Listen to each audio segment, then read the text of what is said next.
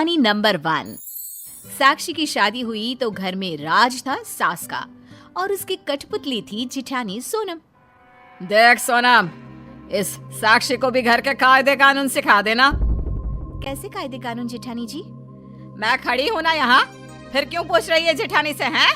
नीचा दिखाना चाहती है मुझे? क्यों? क्यों? आपने ही तो अभी जिठानी जी से कहा कि मुझे बता देना, तो मैं उन्हीं से पूछूंगी ना। बताइए ना जिठानी जी, क्या क्या है नियम, कायदे और कानून। सास को समझ में आ जाता है कि साक्षी तेज है और उसे उस पर कमान कसने की जरूरत ज्यादा है। फिर क्या था अगले रोज, अरे साक्षी कहाँ है?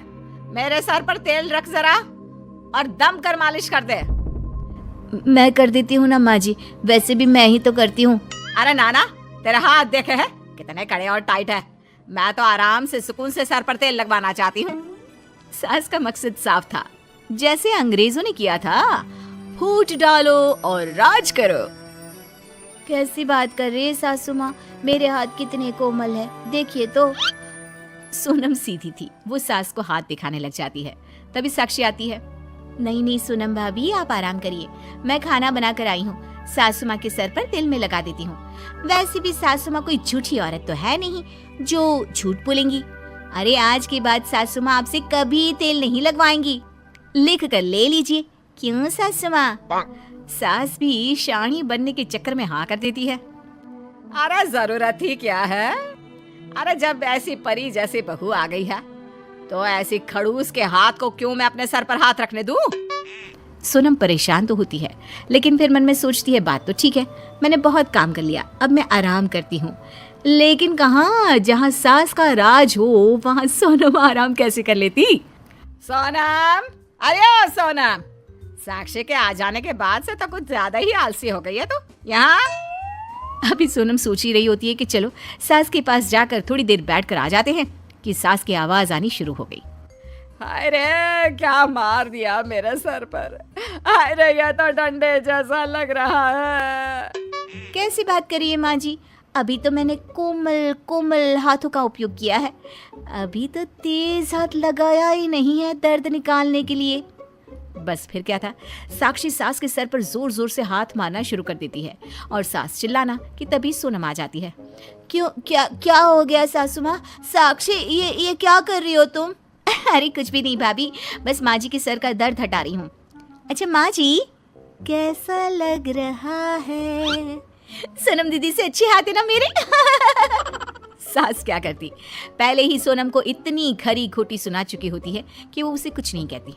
अरे रहने दे बहू, रहने दे, सारा दर्द ठीक हो गया मेरा, छोड़ मुझे। सासू माँ, मैं लगा दूं सर पर तेल? सास मन में अभी सोच ही रही होती है कि अरे नहीं नहीं नहीं भाभी, आपको क्या लगता है कि सासू माँ ने जो बात कही थी वो गलत थी? अरे वो आपसे कभी तेल नहीं लगवाएंगी, समझी? खैर, सास को अब सर पर तेल लगाने का सारा शौक खत्म हो जाता है, लेकिन फिर भी अगले रोज सास जोर जोर से सोनम पर चिल्लाने लगती है। सोनम, अरे ओ आलसी, अरे देख तो सुबह के 5 बज गए हैं, कब की जगी हूँ मैं, लेकिन मजाल है कोई चाय को भी पूछ ले। सोनम किसी तरह आंख मलकर उठती है और सास को चाय बना कर देती है। सास को वो चाय दे ही रही होती है कि साक्षी आ जाती है। क्या है भाभी, बुरा न मानना, लेकिन मैंने सुना है कि सासू माँ कब से बैठी हैं, चाय नहीं मिली उनको। और क्या, ये कोई बात होती है? अरे जानती है कि सास की आंख खुलते ही उसे पहले चाय देनी चाहिए, फिर कहीं जाकर वो जमीन पर पैर रखती है। लेकिन नहीं जी नहीं, ये नहीं दे सकते मुझे वक्त पर चाय। अरे नींद जो लगी रहती है महारानी को। साक्षी को सास की बात पर गुस्सा तो आता है, लेकिन करती क्या, नहीं नहीं जो ठहरी। भाभी, आप कल से सो जाओ। हाँ हाँ सो जाओ, खूब सो। कल से सासू माँ की आंख खुलते ही चाय मैं दूंगी, समझी? आप तो बस सोती रहो। सास खुश हो जाती है, उसे मौका मिल जाता है एक बार फिर दोनों बहुओं के बीच झगड़ा लगाने का। अरे जीती रहे साक्षी बहू, आज के बाद इस सोनम का चेहरा तक मुझे नहीं देखना। वैसे भी उसका चेहरा सुबह सुबह देख लो ना, सारा दिन खराब चला जाता है। सोनम को सास की बात बुरी लगती है, वो कमरे में जाकर रोने लगती है। साक्षी देख लेती है, लेकिन वो सास के सामने कुछ नहीं कह सकती थी। बाद में वो सोनम के कमरे में जाती है। क्या हो गया भाभी, मुझसे नाराज हैं? अरे नहीं साक्षी, तू तो मेरी छोटी बहन जैसी है, लेकिन मैं सासू माँ से हैरान हूँ, मैं कितनी भी नींद में क्यों ना हो उन्हें चाय जरूर देती थी। दीदी, मैंने सिर्फ आपको इसलिए मना किया कि आप परेशान हो जाती हैं रोज सुबह जबरदस्ती।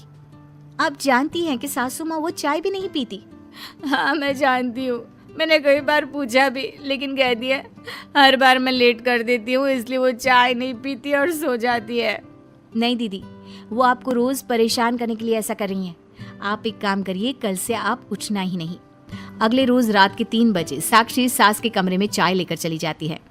सासू माँ, सासू माँ।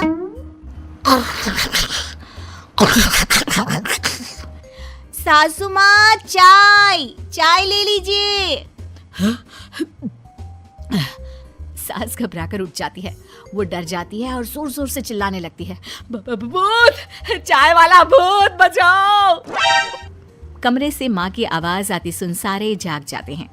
अरे साक्षी, तुम कब उठकर माँ के कमरे में आ गई? अरे कहाँ है भूत? सास कुछ कहती इससे पहले साक्षी बोलती है, सासू माँ मैं हूँ। वो क्या है ना दीदी, आपको 5 बजे चाय देती है तो आप ये बोलकर नहीं पीती कि उन्होंने देर कर दी। वो 4:30 बजे दे तो भी नहीं, इसलिए मैंने सोचा कि मैं तो 3 बजे ही चाय लेकर जाती हूँ, कम से कम आपको परेशानी तो ना हो। अब सोनम समझ जाती है कि साक्षी क्या करवा रही है। मेरी तो शक्ल ही सासू माँ को मनहूस लगती है, तो मैं तो सुबह सबके पहले उनके सामने आ ही नहीं सकती। ठीक है साक्षी, तू ही सुबह 3 बजे सासू माँ को चाय दे दिया कर। सभी कमरे में चले जाते हैं। 1-2 दिन साक्षी रात को 3 बजे सास को चाय देती है, जिसके बाद फिर एक दिन रहने दो बहू, मैं समझ गई, तू सोनम का साथ दे रही है ना। माना मैंने बहुत परेशान किया उसे, लेकिन तूने मेरी आंखें खोल दी है। अब सास सोनम को बुलाती है। सोनम बेटा, तेरी देवरानी तो बहनों से भी ज्यादा तेरा साथ दे रही है। मैंने तो सोचा था कि तुम दोनों के बीच लड़ाई लगवाकर दोनों से जी भर के काम करवाऊंगी, लेकिन ये साक्षी। वैसे सासू माँ, हर घर में होता भी यही है।